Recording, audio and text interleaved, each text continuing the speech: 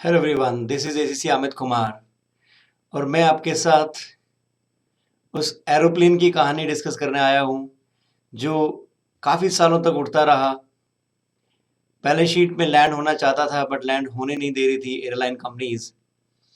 तो इस दुविधा को दूर किया गया with introduction of IFRS 16 लीजेस globally on 1 January 2019। India में यही स्टैंडर्ड इंड AS 116 लीजेस के नाम से 1 अप्रैल 2019 से लागू हो रहा है और जो पहली बैलेंस शीट 31 मार्च 2020 को बन रही है वो इस नए लीज अकाउंटिंग स्टैंडर्ड के तहत पब्लिश हो रही है। तो क्या कहानी थी एरोप्लेन की जो लैंड नहीं हो पा रहा था। एक एयरलाइन कंपनी अपना एरोप्लेन बेच देती है और उनकी बैलेंस शीट से वो टेक ऑफ कर जाता है और दूसरी कंपनी जो उसे खरीद रही है, मैन्युफैक्चरिंग कंपनी ने टेक ऑफ करवा दिया, पर जो कंपनी उसे खरीद रही है, जिसने उसे एक्चुअली उड़ाना है, वो अपनी बैलेंस शीट में उसे लैंड नहीं होने देती है और उसे अपनी ऑपरेटिंग लीजेस का हिस्सा मानकर अपने प्रॉफिट एंड लॉस अकाउंट में एक भारी भरकम अमाउंट को हर साल चार्ज करती है।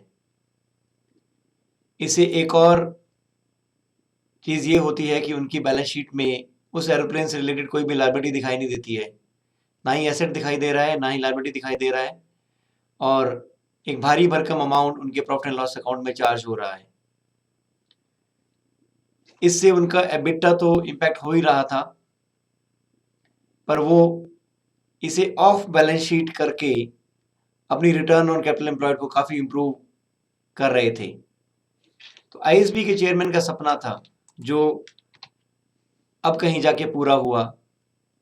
सर डेविड ट्वीडी का सपना था कि जिस दिन ये एरोप्लेन बैलेंस शीट पे उतर जाएगा और मैं किसी ऐसे एरोप्लेन में सफ़र कर रहा हूँगा, वो मेरे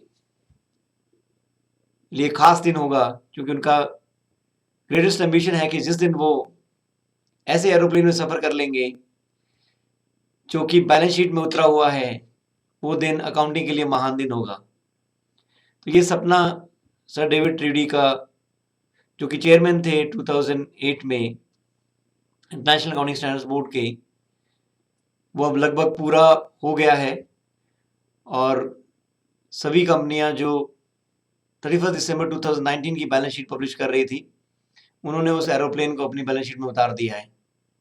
और ना सिर्फ एरोप्लेन पर बहुत सी ऐसी एंटिटीज जो लीजेस का सहारा लेके बैलेंस शीट में बहुत से एसेट्स को नहीं दिखा रही थी, उन्हें ऑफ बैलेंस शीट कर रही थी, sale and lease back transactions कर रहे थे, अपनी बुक्स में जो एसेट्स हैं उनको अपनी बुक से हटा के लीज बैक कर लेते थे ऑपरेटिंग लीज के रूप में। वो सब क्रिएटिव अकाउंटिंग के तरीके अब 1 जनवरी 2019 के बाद से धूमिल होने वाले हैं और एक नया तरीका अकाउंटिंग का प्रेजेंट हो रहा है लीजेस में। अब हमें इस बात की परवाह नहीं है कि वो लीज ऑपरेटिंग लीज है कि फाइनेंस लीज है। अब चाहे किसी भी तरह की लीज हो, सभी तरह की लीजेस को हम राइट ऑफ यूज एसेट के नाम से जानेंगे। इसका इम्पैक्ट क्या पड़ेगा? इसका इम्पैक्ट ये होगा कि राइट ऑफ यूज एसेट हमारी बैलेंस शीट में एसेट्स के रूप में दिखाई देंगे और उसके कॉरस्पॉन्डिंग जो भी पेमेंट्स हमने अभी करनी है, जो भी हमारी present value of lease liabilities है, जो भी अभी पेमेंट्स हमने की नहीं है, करनी है, वो हमारी लायबिलिटीज में दिखाई देंगी।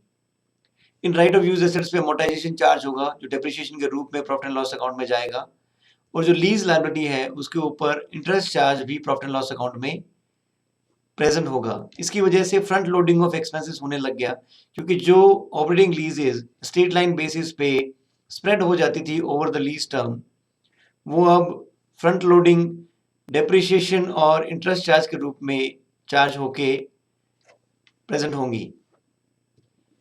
दूसरा, earnings before interest tax depreciation amortisation में भी फर्क पड़ेगा, क्योंकि वो पहले ऑपरेटिंग लीजेस के रूप में एबिटा से माइनस हो जाता था, पर अब वो below the line item shift हो गया और इंटरेस्ट चार्ज और डेप्रिसिएशन एबिटा के लिए बिलो द लाइन आइटम्स हो गए हैं।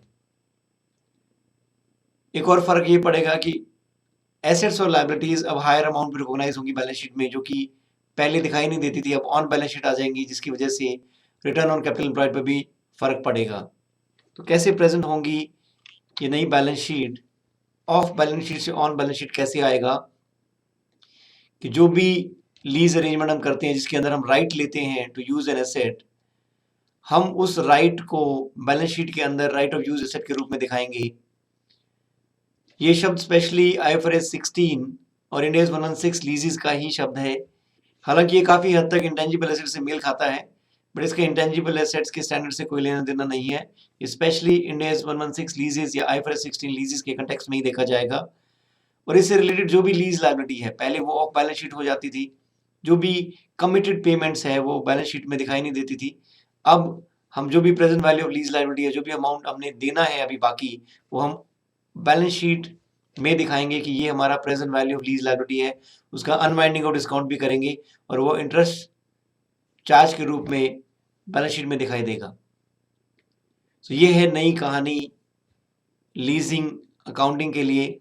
लेसर अकाउंटिंग में कोई खास बदलाव नहीं आया है, वो सेम ही है। हम ऑपरेटिंग और फाइनेंस लीज में अभी भी उन्हें प्रेजेंट करते रहेंगे। मेन मुद्दा लेसी की अकाउंटिंग में था, जो कि बैलेंस शीट को लैंड नहीं होने दे रहे थे, और वो सपना सर डेविड ट्वीडी का आज सच हो गया है। Thank you.